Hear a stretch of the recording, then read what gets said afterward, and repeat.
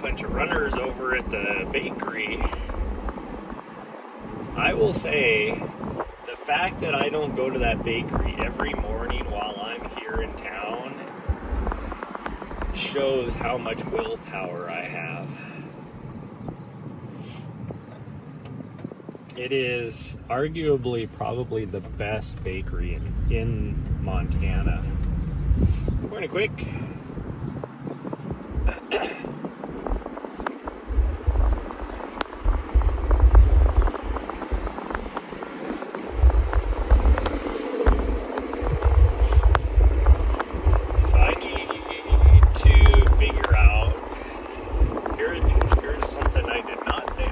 I was supposed to leave yesterday.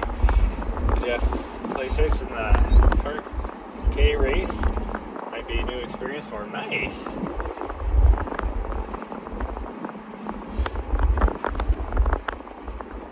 So I was supposed to leave yesterday morning, but because of the way the weather is over there, any of the stuff I wanted to do beforehand, it's gonna be too wet and rainy. So was then changed my mind and said, well, if I leave on Saturday morning, I'll get there when I need to get there. No problem. Well, I did not think about that here in the U.S. it is a holiday weekend. And there is something I need in my mailbox. Get to it unless the place is open. Like if it's in my mailbox, I can get to it, but it's a package, so it's in the back area and I can't get to it. And my plan was, if I was leaving tomorrow, is to just go and pick it up on my way through town tomorrow. I don't think they're open tomorrow because it's a holiday weekend. And so I need that. Like, I can't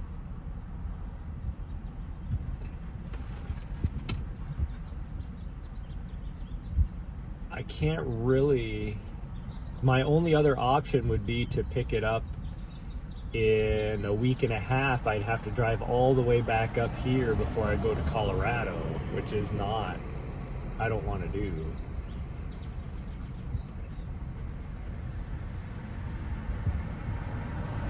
That's a long ways out of my way. That's realistically, that's about 20 hours of driving out of my way to come all the way back here. So I don't know, I might have to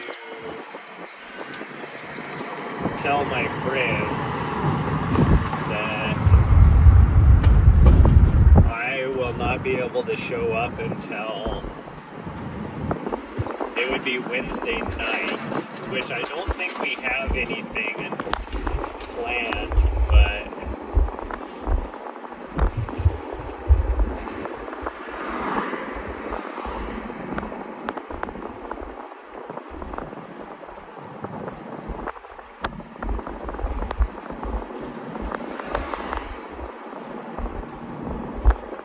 and then leave on Monday morning. And then if that's the case, it's like, dude, I need to replace a ball joint. I don't really have the tools to do it, but I think I could do it. Like, in order to do it properly, I need an air hammer.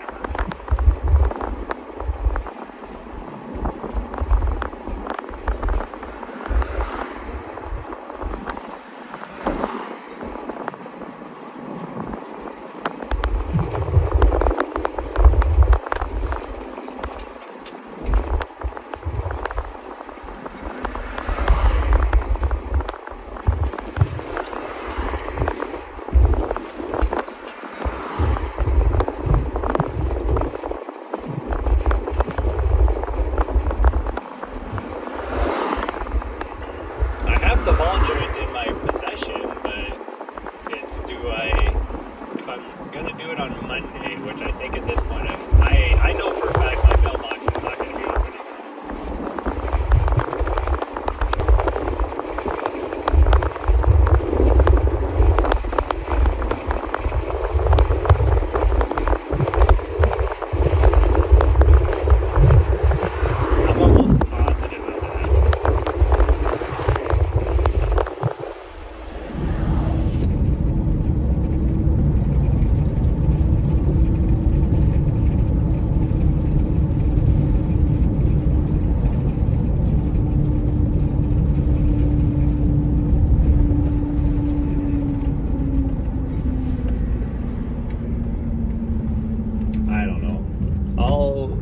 I need to figure it out. I don't know how to figure it out. Unless I drive down to Bozeman today, check out the hours on their door.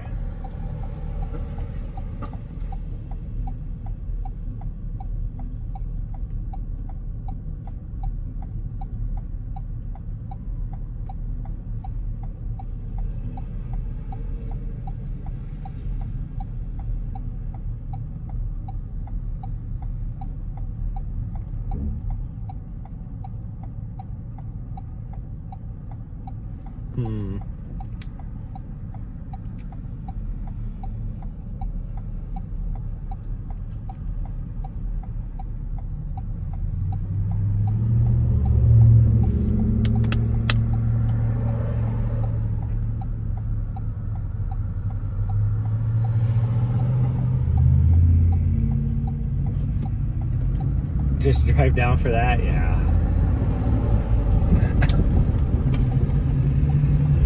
I don't know. I mean, I can make I need to go down to Bozeman for other stuff too. I was just hoping not to just go down there just to go down there. I'd rather, because I'll be going through there on my way to New Hampshire. Because that's, you know, it's only like, it's a little over an hour drive, but it's more the gas, because gas is so freaking expensive, so it's more the gas money of going down than anything.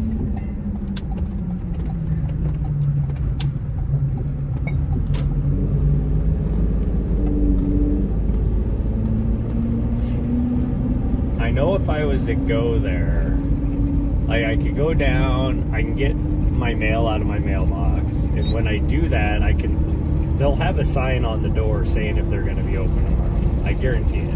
They'll say if they're going to be closed the whole weekend or not.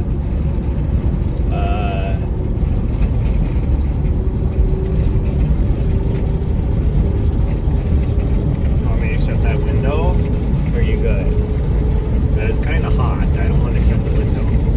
It is noisy though.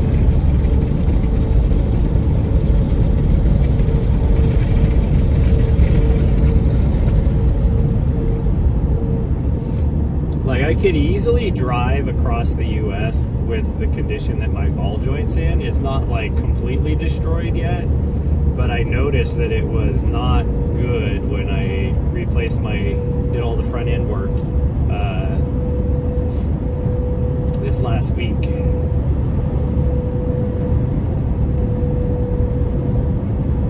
And so it's like crazy. I figured out, so my CV shaft is definitely where the ticking noise was coming from.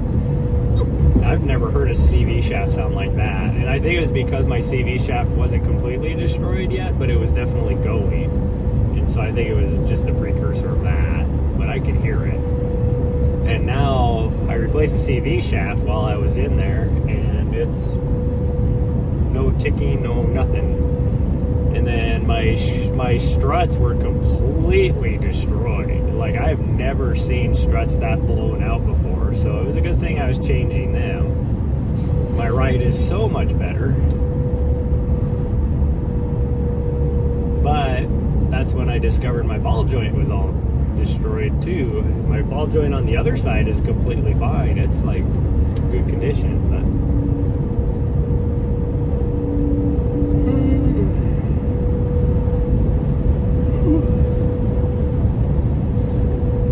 but I don't really know as if I would feel safe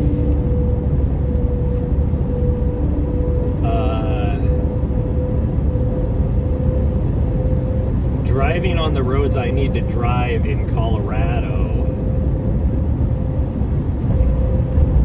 Do I want to risk knowing how my ball joint is now? Do I want to risk it? Risk it for the biscuit. But I do think at this point, because irregardless of any of that, I need this stuff in my mailbox. And being that I was planning on leaving originally on Thursday, it wasn't a big deal. I was just going to pick it up. Well, really, I was originally going to leave like around Sunday or Monday. Then it was taking twice as long for me to get my front end fixed. because I needed to, the first day is when I noticed that when I started ripping into it is when I noticed that my CV shaft was destroyed. So then I had to go and order that. And the thing is I only have one vehicle, and I was like 10 miles out of town, so I can't just like rip my vehicle apart. So every time I had to run to the parts store, it was, okay, I got to put it back together. Now I got to go run to the parts store, and then I got to go back. So I was having a horrible time trying to get my ball joints separated.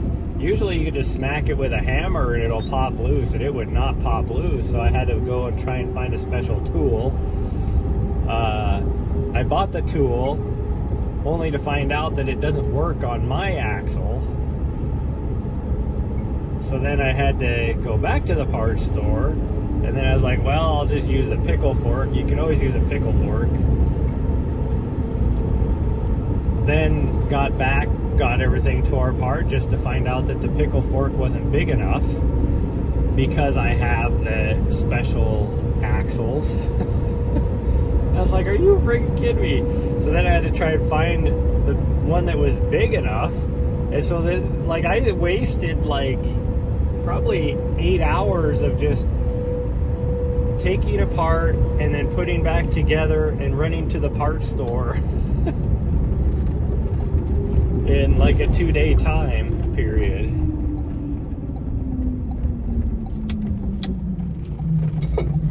So I was supposed to have this done, like worst case scenario, I was going to have everything done on Sunday, because and weather was a factor too. I should have been ready with weather as well, or I would have had it done a week earlier if the weather was right, but the weather was so nasty that I couldn't do anything.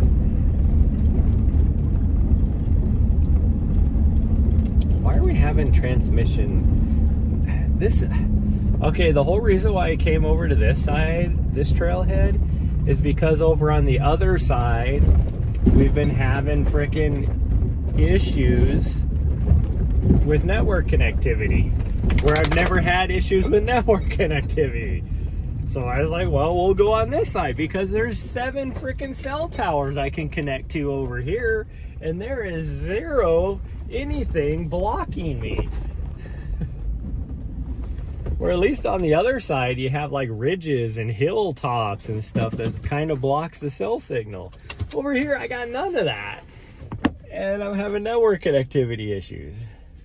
The heck? I'm almost positive, because I just looked at my watch, I'm almost positive that at like rush hour time, like when everybody's going to work, I'm getting deprioritized, because I have great signal. And now I just looked at my watch, and now it's like 8:30, and all of a sudden my signal's starting to come back.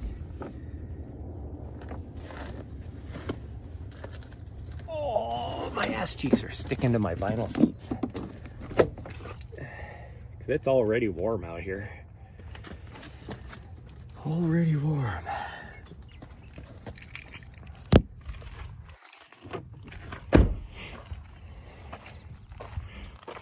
And by the way, I'm not supposed to get deprioritized.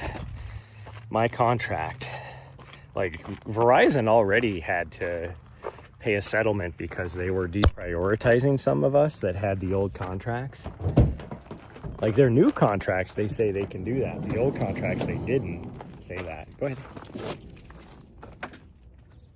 And so they got in trouble because they were deprioritizing people that they were not supposed to.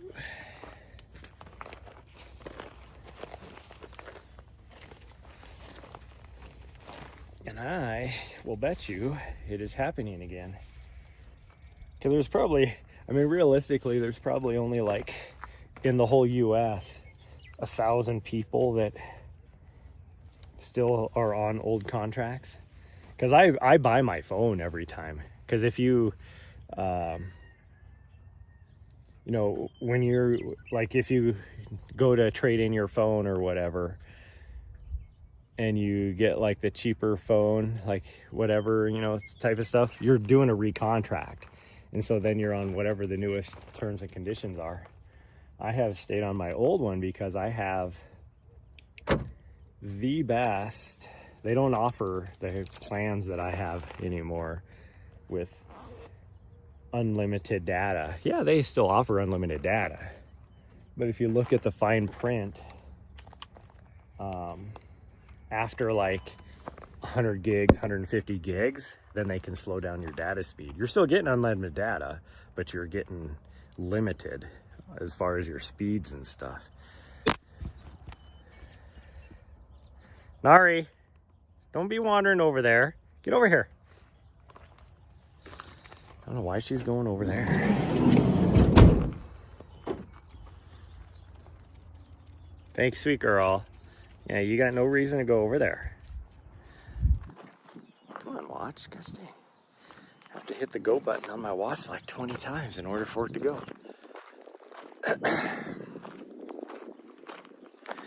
I will say at 5:30 in the morning, it is so freaking beautiful.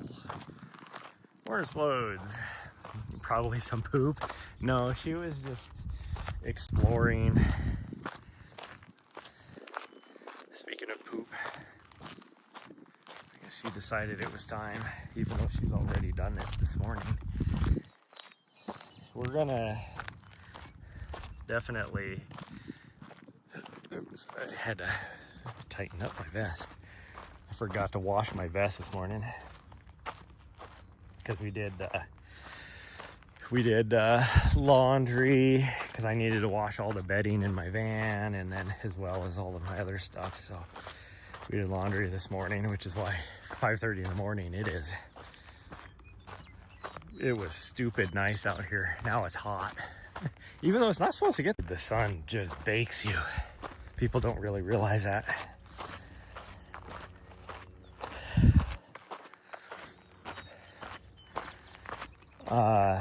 Anyways, what was I saying?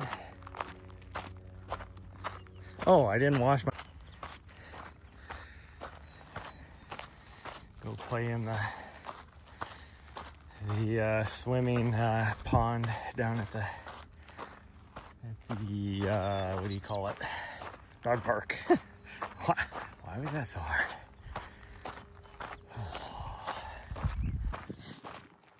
Went and did climb Mount Ascension last night with one of my friends. So yesterday morning, the reason why I was absent yesterday, probably should explain that, because I told everybody I was probably going to be going live before I left, because I was supposed to leave yesterday morning. And then I decided, well, we're not going to leave until probably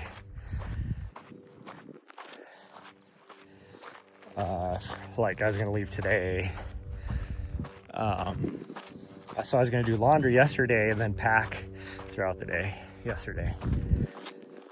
I woke up yesterday morning and my head was all sorts of out of alignment or something. I don't know, like my brain or something, because like I woke up and it was kind of, I was experiencing a little bit of like vertigo kind of feeling, and it was like making me sick to my stomach.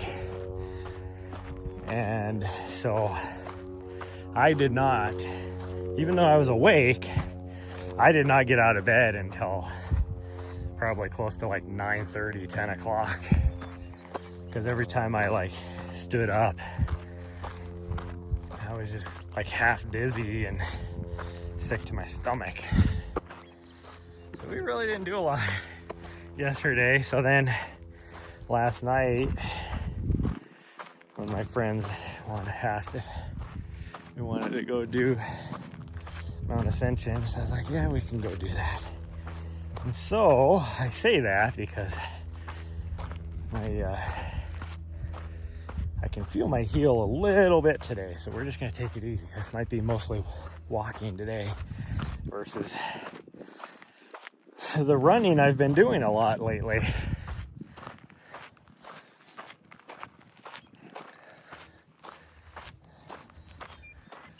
But she needed to do something.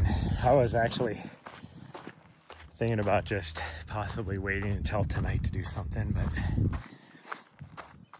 she this morning has just been on it, or on one, I should say.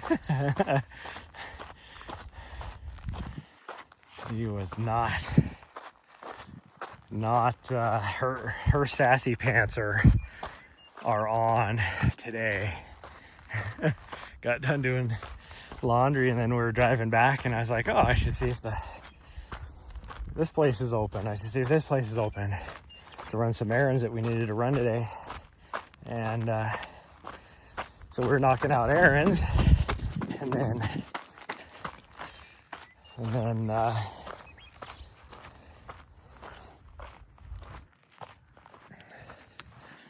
went back to the apartment because I had to throw some stuff up there.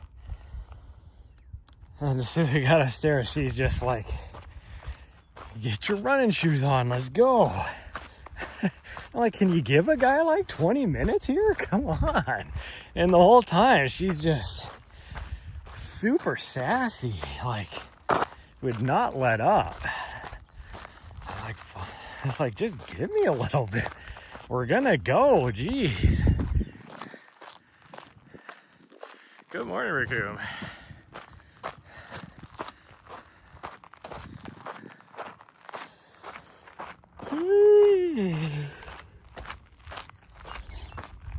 I'm a little sleepy too, because I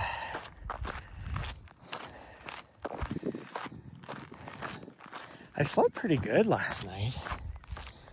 It doesn't feel like, you know, when you felt like you slept hard. Like you just, like I only woke up maybe one time last night. So I was sleeping hard. But then you wake up and it's like, it doesn't feel like it was very restful sleep. It's kind of how it was last night. And I don't think it's just that my sleep wasn't restful. I think it was super restful. I think it's just my lack of sleep, I guess you could say. Lack of restful sleep. The last week has just been like built up, and so just haven't quite had enough yet. Oh, that sun is hot. Whew. It's like probably 60, 61, somewhere around there right now, temperature wise, but that sun, whew, it is hot.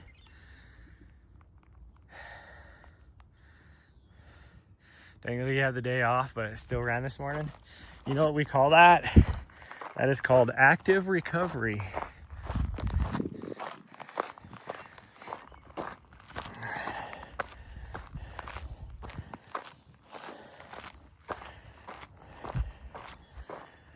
It's like I tell my athletes a lot that I coach is a rest day doesn't necessarily mean you're not doing anything. Now, for some people it does, but it just means you're not doing anything at an intensity level that does not allow your body to recover. Like, this is what I say. So you can go for an easy run, what a lot of people call junk miles. You can get some junk miles as long as you're taking it super easy and it's not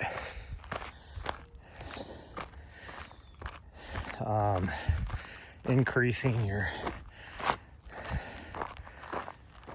I don't know what you say, like your accumulated stress on your body. Gosh, my easy 9-mile run, yep. Well, I agree. I would definitely agree. There is no such thing as junk miles. That's why I said what some people call junk miles.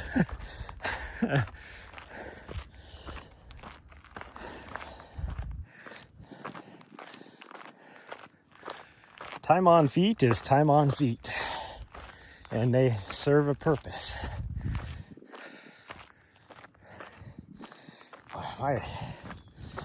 My uphill legs are just not there. I mean, it's going to take a good month getting back into this. The fourth thing is I need to start actually running some of the uphill. It's the only way I'm going to get my legs conditioned again. Now this is so steep that even in my best fitness, I would not be running up this.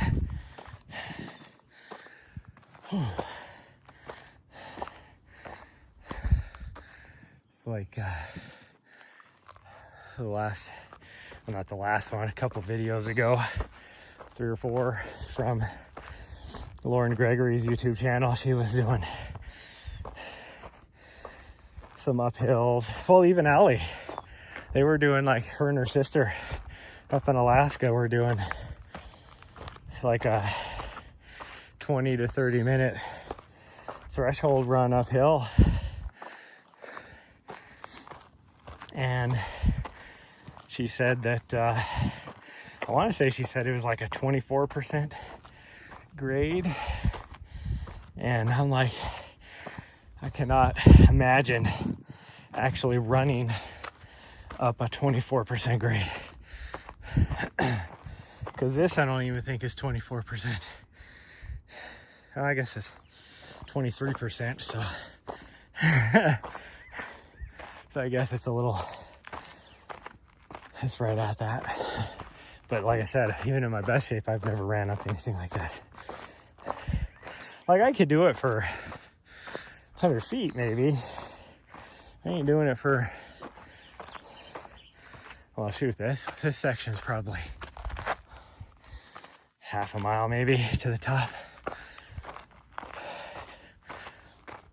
At least a third of a mile. Although some of it's not super steep. You get little parts here where flattens out a little bit, but I am. Whew.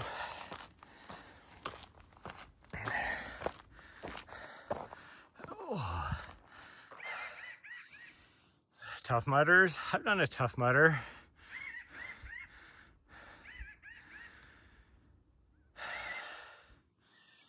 Cramping at the end, yeah.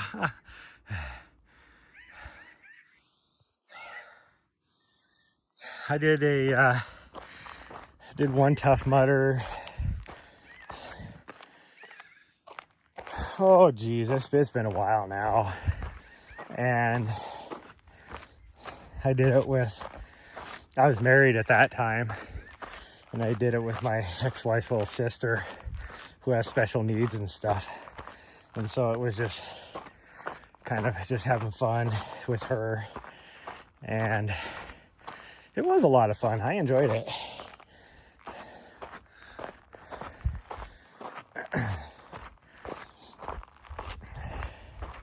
Like, if I was to do anything more of like an obstacle race, it would definitely be a tough mudder versus like a Spartan race or anything like that.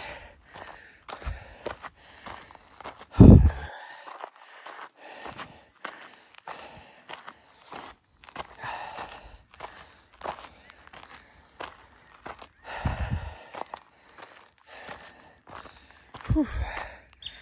Oh, this is kicking my ass. I think the one I did, I think it couldn't have been, but maybe, well, at the most it would have been a 10K, so 6 miles. But I want to say it was probably a 5K.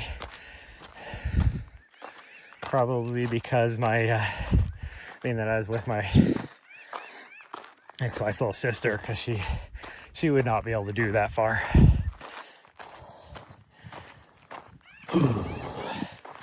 But it was just, I don't even think they have it anymore. It was more of a local one here in Montana back when they were first starting out.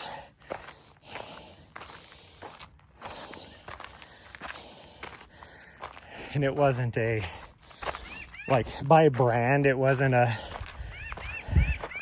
true Tough Mudder, but it was that type of a race, just more of a local scale. But that was before Tough Mudders got big like Spartan races. Whew.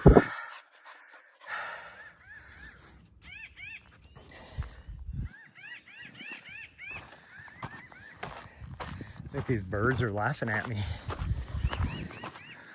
That's what it sounds like. They're like, ha ha ha ha, look at this fat ass. He's struggling.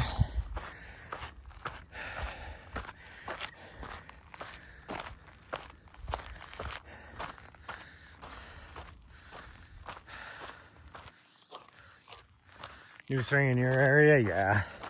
It's just like, it's the new CrossFit. That's all it is. And it's funny because from a sports physio side, like CrossFit, more people would get injured from CrossFit than any other sport. And now High Rocks is the biggest than any other sport.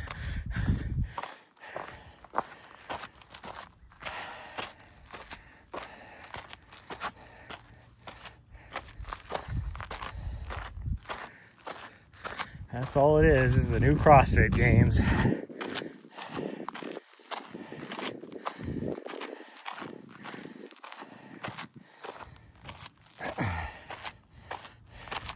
It's kind of like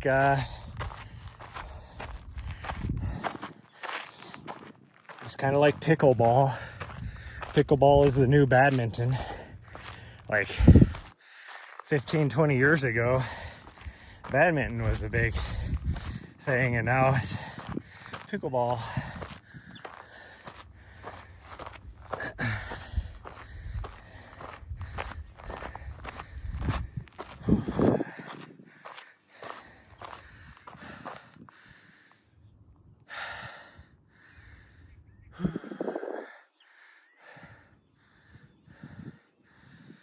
Nothing against CrossFit, but just for you, yeah. Not for me either.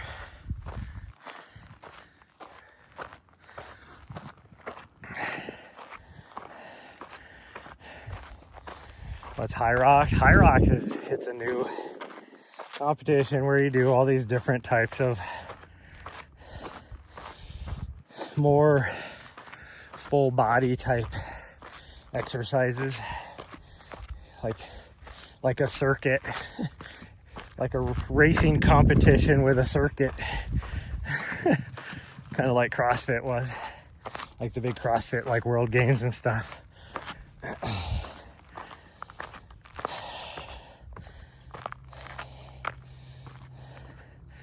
I mean, really, if you look at it, it's just a rebranding of CrossFit, really.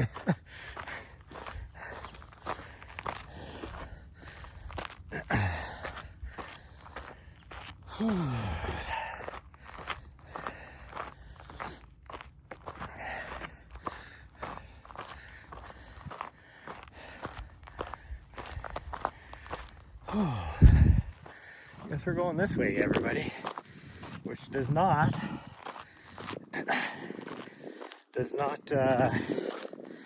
make me sad any bit.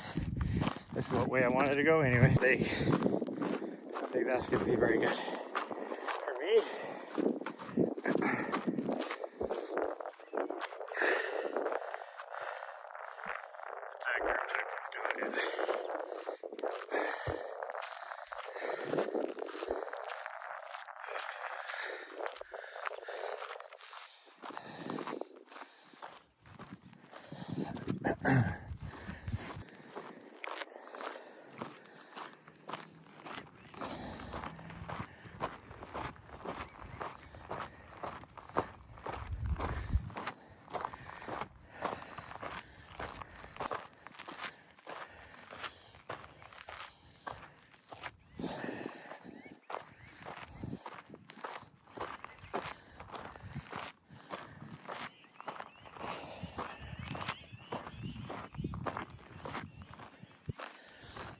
sure those birds are just following us, heckling me.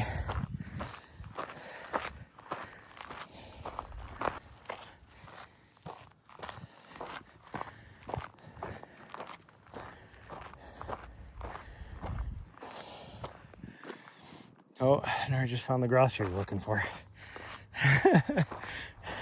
I don't think she wasn't looking specifically for a grouse. She was smelling something, and then she finally got close enough that it kicked up. She thinks she's supposed to be a flusher, not a pointer. Pretty sure. Hopefully she didn't chase it down the side of the mountain. Because I don't see her now.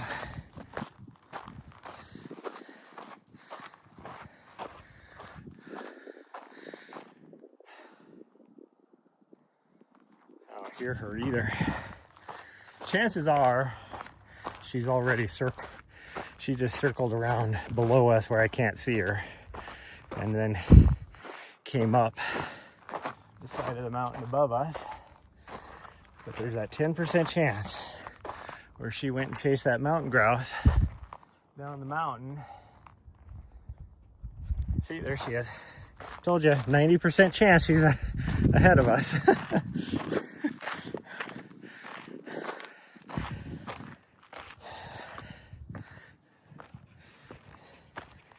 Yeah, crazy.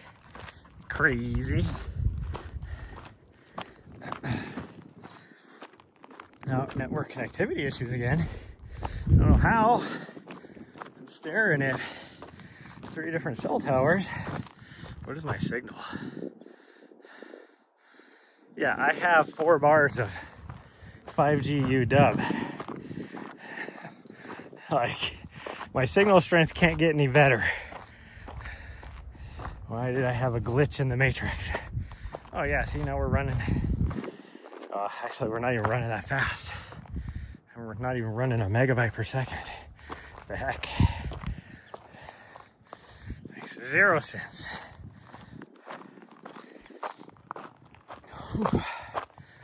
Whoo-wee. I need to get my fat ass into shape.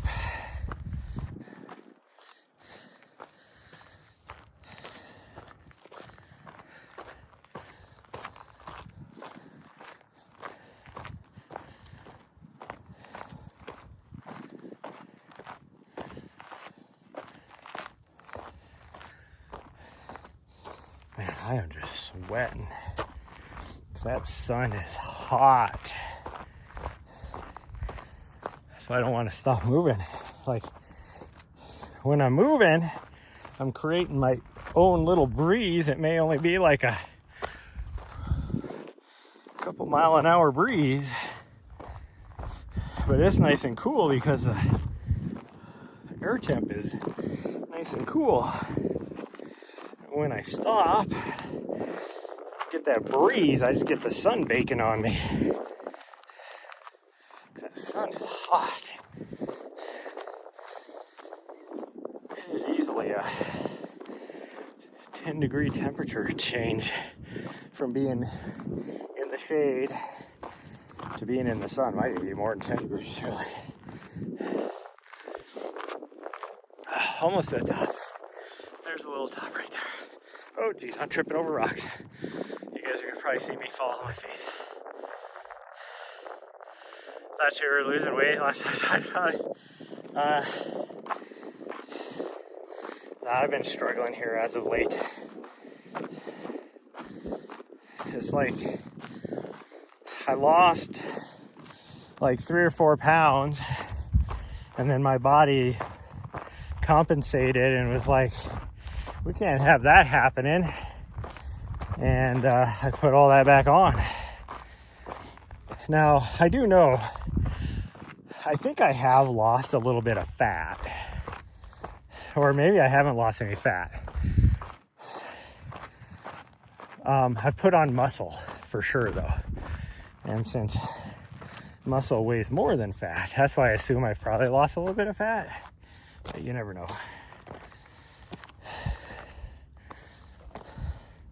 All I do know is I have not weighed this much since 2016. So 10 years ago was the last time I weighed this much. There's my dog. She's peering over into the valley as well. See, there's a little breeze up here. That feels nice. It is definitely making the sun feel not as hot, even though the sun is actually behind some really super high clouds right now. But it's not like blocking it. You're at 175 at the moment. I'd love to get down to 175. I mean, my goal weight is if I can get down to 165, yeah, actually, if I can get anywhere in the 160s, I will be super happy. But when I got on the scale yesterday, I was at 196.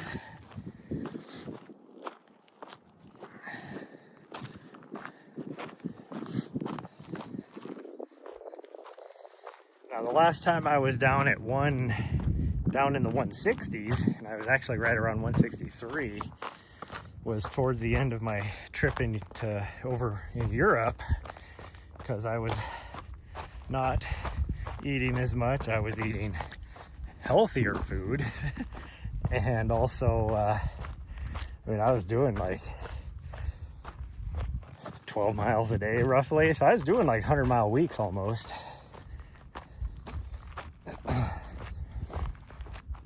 And yeah, I was dropping the weight. I was in so good shape before my UTMB race, only to get injured at mile 27, I think, right around there, 27, 28, right before the 50K mark. Got injured, and then pretty much just, I was going to finish because I was like, this is probably the only time I'm ever going to get to UTMB. Especially now, it's a lot harder to get into the race unless you finish top 3 at one of their World Series races. Or you have a high enough UTMB index, which, unless you are winning and finishing top 5 in their races, you're not going to have a very high UTMB rating, or index, I should say. I think the highest my UTMB index ever got was like 680 something. And I think in order to get an automatic entry, like bypass the lottery basically, I think you have to have an index of like 830 or something like that. Something crazy. I don't remember what the rules are now because they just revamped them again recently. But anyways, I'll probably never get to UTMB again. And I mean, this year, like, I didn't even put in for this year because I didn't have a qualifying race, and I don't think I'm going to be able to get one this year either for next year. So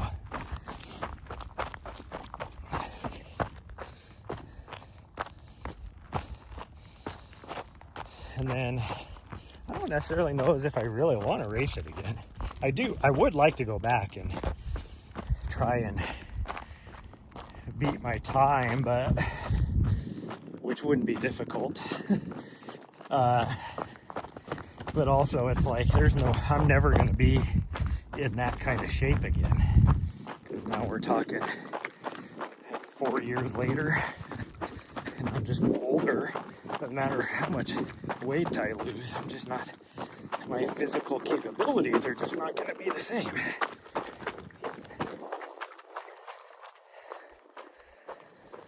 Whew. Waiting the 200 84 years ago, 240 before you started running.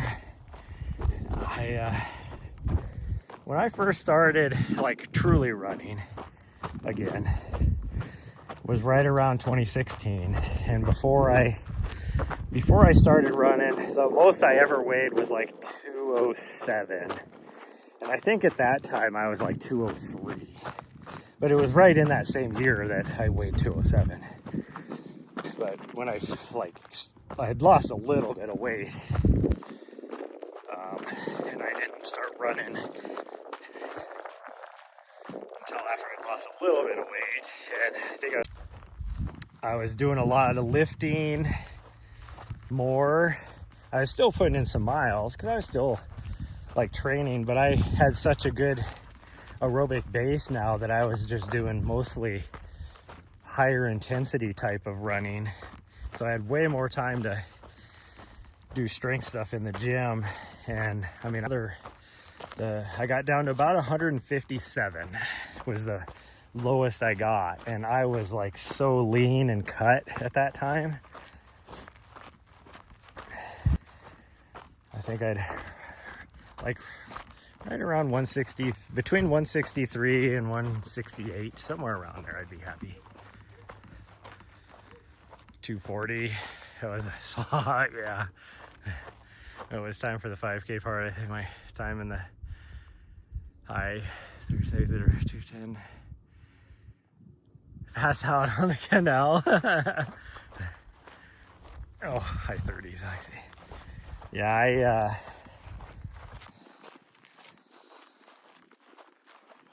I was thinking about this the other day because Lauren Gregory and Ali Ostrander, they just ran in the USATF 4-mile championships over in Peoria a couple weekends ago.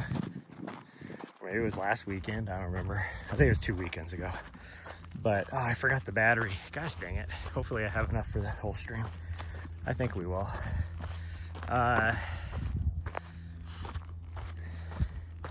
And their 4-mile time is like what my 5K time would be right now. And actually, I don't even know if I could do a 5K in the time they did their 4-mile.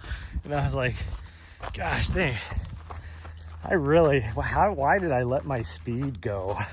Because it is so hard to get back. The older you get, it's harder to gain that speed back because, I mean, you slow down anyways, just naturally. So you're never gonna be as fast as you were.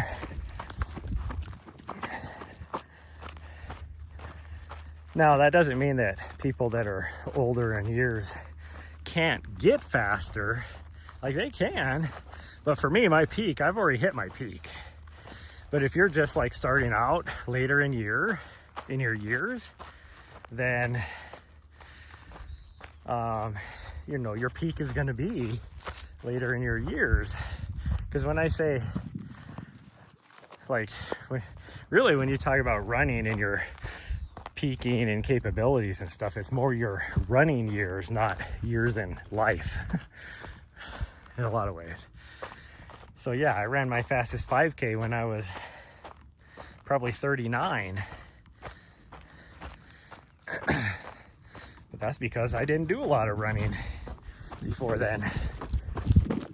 I did just enough as required by the military to meet the minimum standard on the 2-mile run. That's all it was. So I never ran more than 2 miles. I would run like at the most like the month before our PT test every 6 months.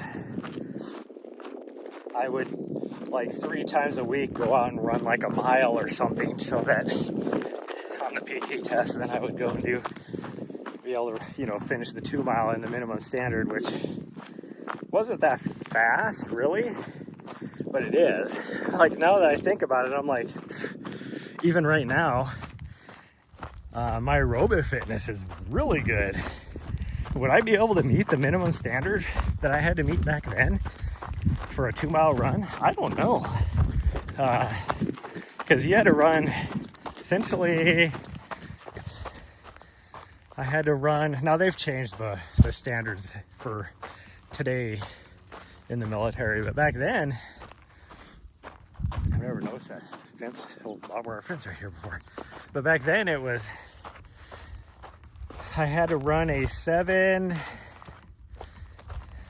what would it be, like a 750. Yeah, I'd have to run a 750 mile, which doesn't sound like a lot to me because I've ran a lot faster than that. Like even right now, I think I could easily run a 2 miles at a 750, like an 8-minute mile pace, basically. I mean, I could do 2 miles at probably a 7-minute mile pace right now. But back then, but for a lot of people, that's a lot. Like, that is pretty fast. Hard to maintain.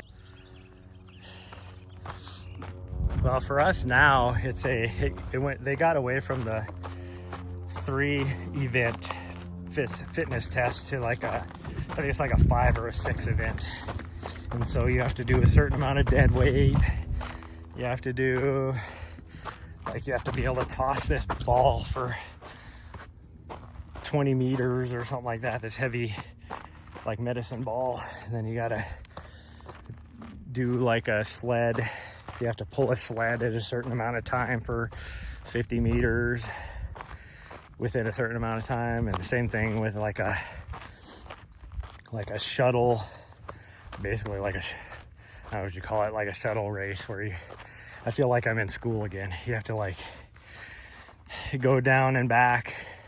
I don't remember, but basically like you sprint down and back, and then the next lap is like carrying, I don't know, like ammo can, what do you call it, like the sidestepping thing out and back. And then you have to do during that. And then you got to do, well, back when I was still in and they were coming out with the thing, we had to do these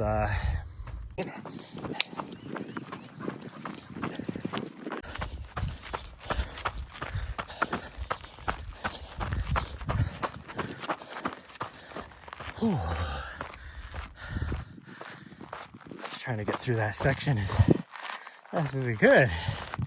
And now I am breathing hard. It's good for me though. It's like all of a sudden everybody was there. There's like 0 people out here except for right there. It's like, where the hell did all these people come from? And why are you all in the same spot? And then that one old lady freaking smacking her hands together to get her dog's attention. And she did it right when I went by her. And it was the loudest freaking snap. Like my ear is still ringing from it. It's like, lady,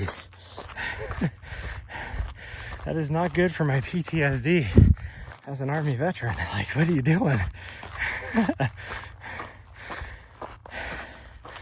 Not to mention that I have constant ringing anyways.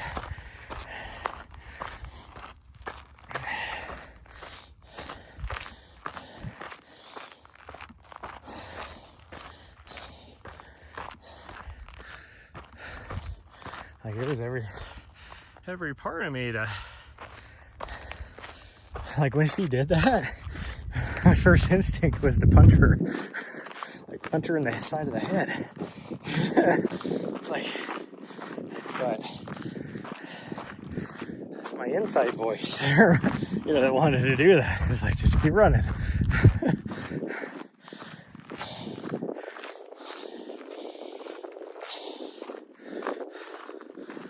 Whew.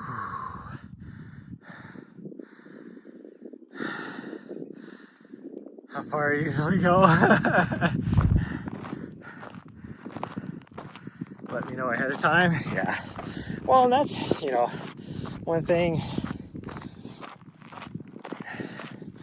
when I was doing a lot with the running group over in Seattle, they, like, on the Saturday morning long, that was like their Saturday morning, they call it, put comments in, like, their distance, because you're talking couple hundred people showing up on Saturday mornings. And they would put your distance and preferred pace in the comments, and then you could match up and find somebody similar to do whatever.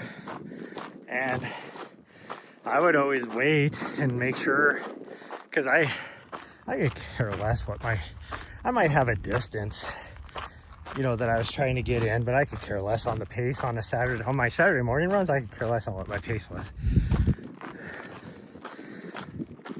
And so I'd always like wait and make sure everybody, even the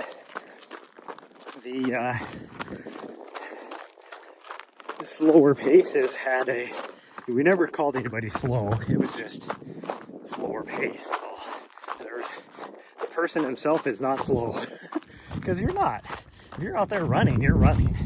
Doesn't matter if you're running a 16-minute mile or a 5-minute mile. Guess what?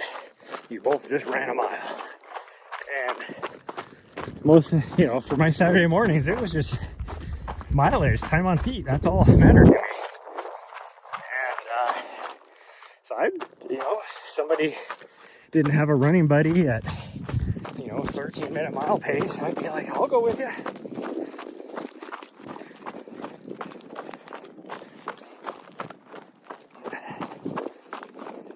And it's funny because the leader of the group was a friend of mine, and he was always, because he knows how fast I can run, and so he would always like message me privately and be like, are you sure you want to run with that person?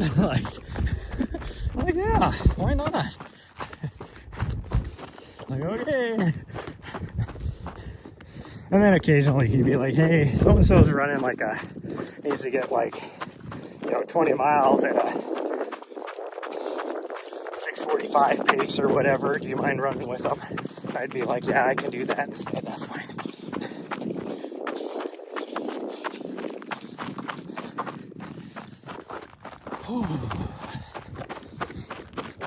It was funny a couple years ago, because I haven't done anything with the group forever. I still, see some of their posts and stuff on Facebook and whatever. When I'm in Facebook, I'm hardly ever in there anymore. But a couple years ago, they were trying to, they quite often do, they're the pacers, the official pacers for most of the races around that region. And so I don't remember what it was called, but basically the Everett, Washington, their marathon, half marathon, whatever it was. I think it was just half marathon. I don't think they have a full marathon. What are we looking at? She always worries me when she stops like this. It's like, do you see a mountain lion or what are you doing? Across town for you? Yeah. And they run later in the morning. But I messaged him out of the blue. I hadn't done anything with him for 3 years, but I saw they needed pacers for the half marathon, and I'm like, hey, I can do it. Sign me up. I'm now done in DC, so I can travel wherever. It don't matter to me. He's like, are you sure? And I'm like, yeah. And then he's like, can you do?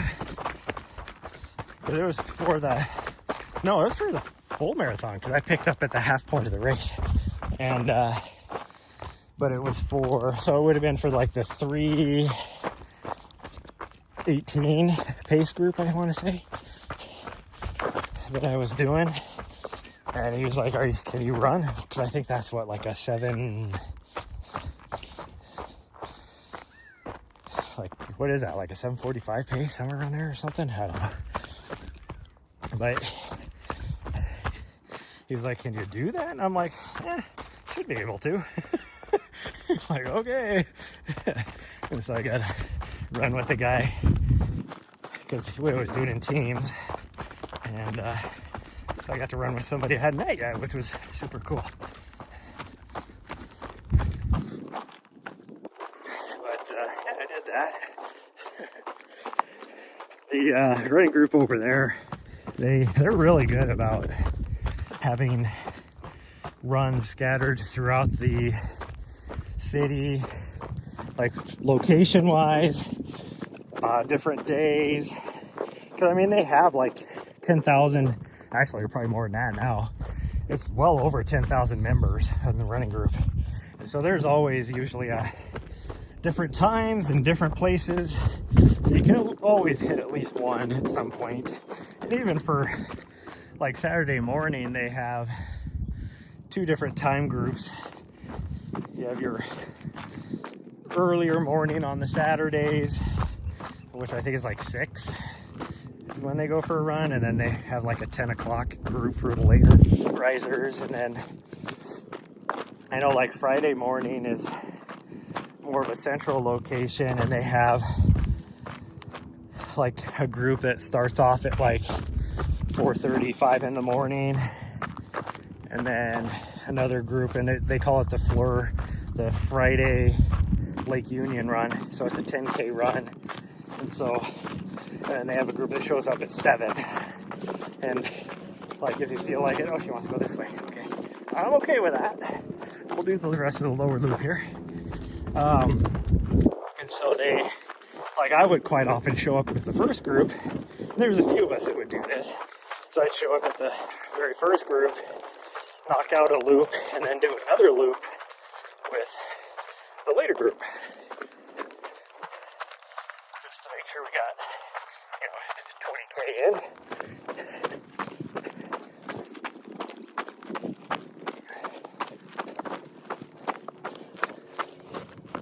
And I know like on Mondays, it was Monday, they called it Monday track. Monday is usually like Monday morning track, but they had a group that would show up in the early mornings, but then they'd also have a group that would show up at night too, just so everybody could get their track workout in.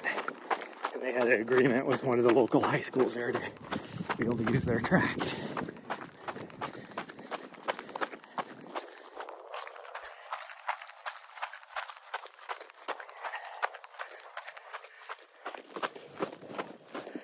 And I liked running with that group. I wish I could spend the money on gas to drive out there and, run with them a couple times a month, but I don't have the money to do that. The nice thing about Seattle is it might be raining. Nahri, no, come on. I don't know what you're trying to roll on, but something must have died right there. I don't see anything, but there's the residual of it. So even though the weather might be kind of crappy as far as it's raining and a little bit cold, but it was never like here in Montana where you have like 3 feet of snow and ice and it's minus 20. You go over there. So I'd drive over there for the weekend to run with them. And, it's like 40 degrees and raining instead. Ooh, hiccups. Oh.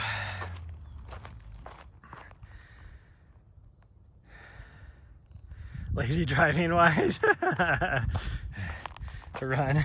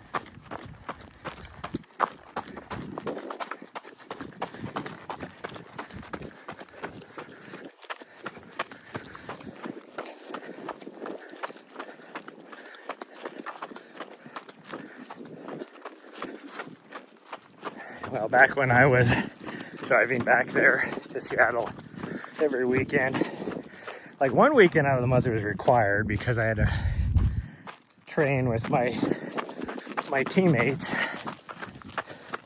I used to go out there all the time, and it's like, I mean, I was still making good money. Like I was making 6 figures, and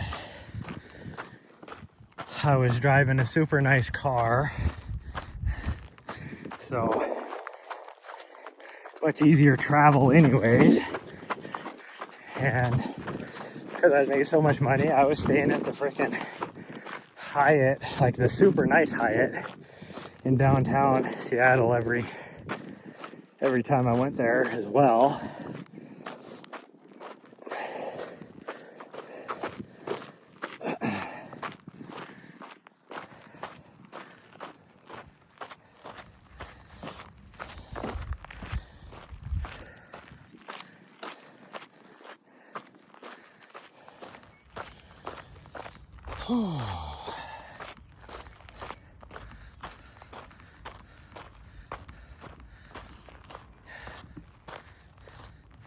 You mostly like to run by yourself? Yeah, I wouldn't say I like to run by myself. I'm just used to running by myself. None of my friends around here can do most of the runs that I do. They just don't have the ability, and mostly because they're just not big runners. And there is a running group here in town, but they do a lot of other stuff. Like they don't really, I think they only have like 2 group runs a week, and one of them is definitely not when I can do it, like timing wise. But it's also like doesn't interest me either necessarily. Like what because they rotate around, you know, their locations every week where they're doing it, but it doesn't interest me.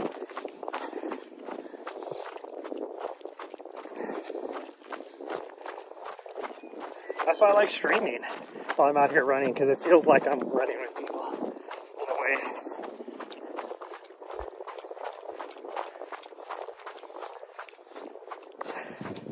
Which is really why I started streaming, because it was like I started doing it on the daily at the beginning of COVID, which is for when I moved from here over to Washington, D.C., so I didn't know anybody over there. Plus, group activities you couldn't do anyways. So even though there was a couple running groups over there, no way I could do anything with them anyways. And so going from running with a group at least 3 times out of the week to being by yourself, it was, well, I'll just start streaming and people can come along for the ride.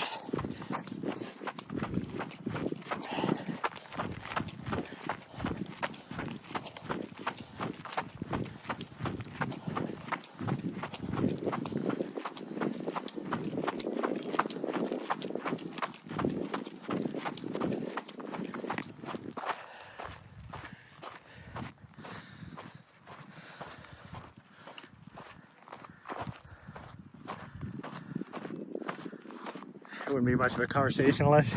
I am not a conversationalist. So mostly when I would run with people,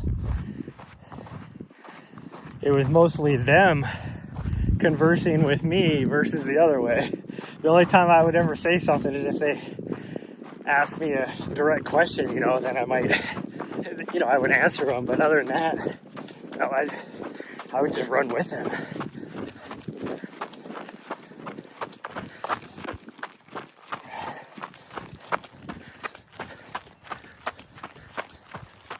It's like my old training partner I used to talk about, Iris. I loved running with her because she would push me. We didn't do a lot of talking.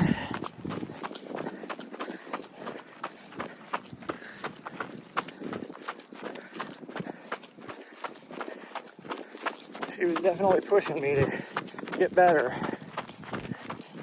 Like I would not have been as fast as I was if it wasn't for her.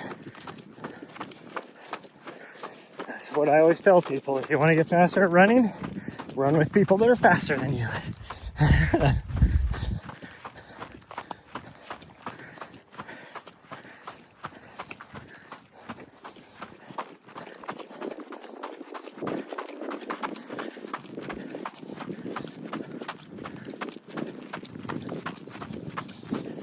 Oh, my dog's over here exploring again.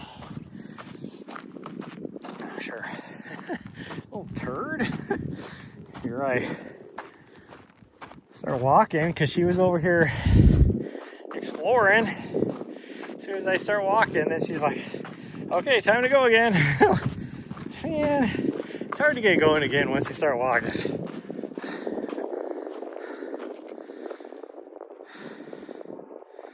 You wouldn't mind someone like that to run with? Someone to push it? Yeah. You want to go faster? Yeah, see, Iris was not that person. The only time I would run with her, because she was way faster than me. I mean, she was on the world rankings, world marathon rankings. She, for many years, was within top 5. I think the highest she was like number 3 in the world on the Masters. So, like, I would show up on some Saturdays and she'd be like, oh shit, are you gonna run with me today? And I'd be like, it depends, Iris. Like, are you doing a tempo run or an easy run? She's like, oh, I'm just doing an easy run. Which her easy run, her conversational pace is like getting up there at the lower part of, like, for me, a tempo run. And so I'd be like, okay, I can do that. Well, then we get out there, and then Iris would be like dropping like 6-minute miles. And I'm like barely holding on, just total red line. Be like, Iris, I thought you said you were running easy today. And she's like, oh, sorry. She's a lot like you. She'd be like, oh, sorry, I just felt good, and I just didn't realize I was cooking. And I'm like, yeah, me dying back here wasn't a clue.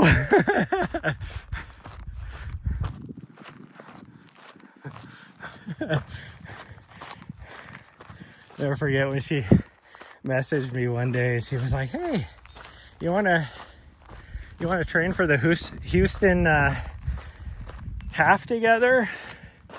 And I go, she goes, I'm going to be training. I'm going to try and do a 1:16. And I was like, Iris, there is no part of me that will ever be able to run a 1:16 half marathon. Well, she proved me wrong. And I did a 1:16. It was like a 1:16. My fastest half marathon was a 1:16 38 or something like that. I don't remember. My fastest official, because that was at the first half of a marathon. My fastest official time was a 1:25:48. So it would be a 1:16:32. That's what my fastest half was. First half of a full marathon. Where I did not do well at that marathon. Not because I went out too fast. I was right on my pace, but I ended up that's the race where my hamstring seized up on me, not because of the pace I was running, but because I had to stop and pee and then catch back up to the group I was running with. And it's when I sped up, like pretty much dead sprint at mile like 18 of a marathon to catch back up to people, is what caused my hamstring to seize up. And then it was like, well, this ain't gonna be good. And I just limped it in. I should have just quit. I should have dropped out, but because of that, that's why to this day, I have a nagging hamstring injury, where if I would have just quit, my hamstring probably would not have gotten injured.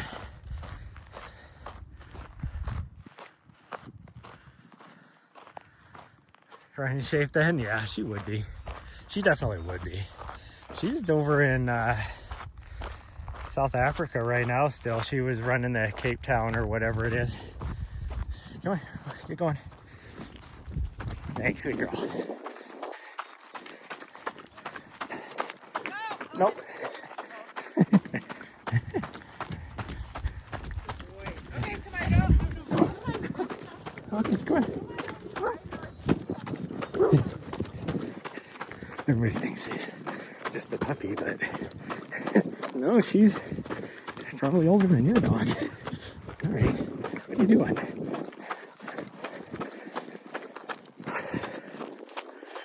I know she just ran the Cape Town Marathon, I think. Is that what just happened like a couple weeks ago? And then she was just, like, the nature of her job and stuff. She does good. She makes good money. And she's now married. At that time, she was definitely interested in me. And I wouldn't say I was not interested in her. Because she is pretty attractive, but just different worlds is really what it was. And now she's married to some other older guy that's super rich.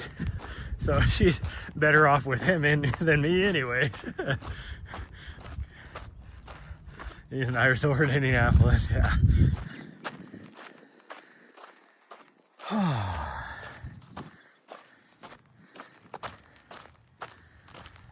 Okay.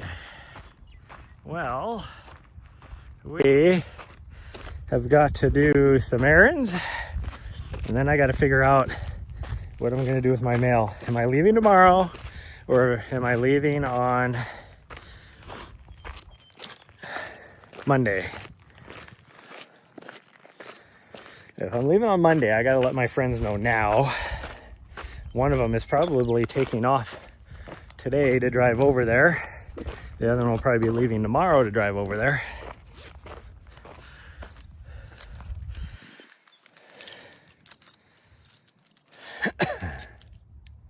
Well, actually, the one of them might already be there. She's got a house she lives in Massachusetts, but she inherited a cabin on one of the big ass lakes there in New Hampshire from her grandpa, and so she's probably already there at her cabin there. But we're all supposed to meet at a campground about maybe 2 hours from where her cabin is. So my guess is she's probably, or Monday, whenever we're supposed to show up at I think Monday is when we're supposed to show up at the campground. Need to do a grocery run later today. Yeah, so do I. I need to buy everything I need for my trip,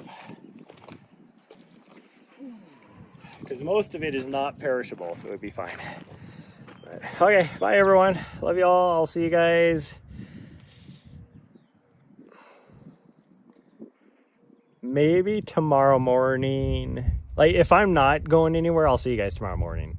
If I am leaving tomorrow, I will probably still see you tomorrow morning. We'll just knock out maybe the lower loop here really fast, but other than that,